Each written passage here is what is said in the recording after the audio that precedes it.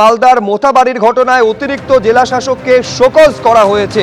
আইন শৃঙ্খলা রক্ষার দায়িত্ব তার কাঁধে ছিল, কিন্তু দুপুর 3:30 থেকে রাত 8:30 পর্যন্ত ঘটনা এবং তার ভয়াবহতা সম্পর্কে ঊর্ধ্বতন কর্তৃপক্ষকে তিনি অন্ধকারে রেখেছিলেন বলে অভিযোগ সামনে এসেছে, যার প্রেক্ষিতে এই শোকজ করা হয়েছে তাকে।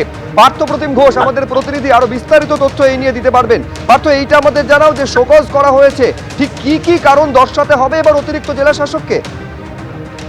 দেখো, দুটি শোকজ করা হয়েছে। মালদার অতিরিক্ত জেলা শাসক Sheikh answer Ahmed IAS officer, তাকে কিন্তু দুটি শোকজ নোটিশ দেওয়া হয়েছে এবং সেটি হচ্ছে মালদার জেলা শাসক সেই শোকজ ওনাকে করেছেন এবং গত 4 তারিখে দুটি শোকজ নোটিশ পাঠানো হয়েছে এবং সে বিষয়ে একটা মারাত্মক অভিযোগ, যে অভিযোগের পরিপ্রেক্ষিতে এই শোকজ করা হয়েছে, যেটা হচ্ছে যে দুটি শোকজ কেন।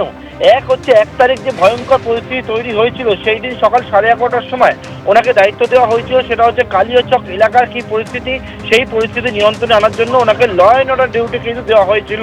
এবং তার পরবর্তীকালে যে বিষয়ে অভিযোগ যে দুপুর 3:30 থেকে রাত্রি 8:30 পর্যন্ত এই যে ভয়ঙ্কর একটা পরিস্থিতি তৈরি হয়েছিল, অর্থাৎ যে বিষয় সেটা হচ্ছে যে বিডিও অফিসের বাইরে যে রকম জমায়েত করে একেবারে যারা জুডিশিয়াল অফিসার তাদেরকে যেরকম আটকে রাখা হয়েছিল, সেই বিষয়ে যাকে দায়িত্ব দেওয়া হয়েছিল কমিউনিকেট করার জন্য ঊর্ধ্বতন আধিকারিককে, ডিএম সহ বিভিন্ন আধিকারিকদেরকে, সেই বিষয়ে অভিযোগ যেটা সেটা হচ্ছে দুপুর 3:30 থেকে রাত্রি 8:30 পর্যন্ত 5 ঘন্টা পর্যন্ত কোনো তথ্যই কিন্তু এডিএম তিনি দেননি ঊর্ধ্বতন আধিকারিকদেরকে, যে গ্র্যাভিটি কতটা গুরুত্বপূর্ণ সেই বিষয়।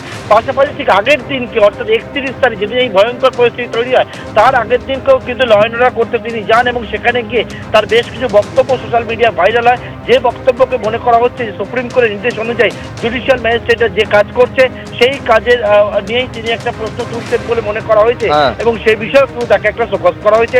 7 দিনের মধ্যে বলা হয়েছে উত্তর দেওয়ার জন্য। ধন্যবাদ পার্থ।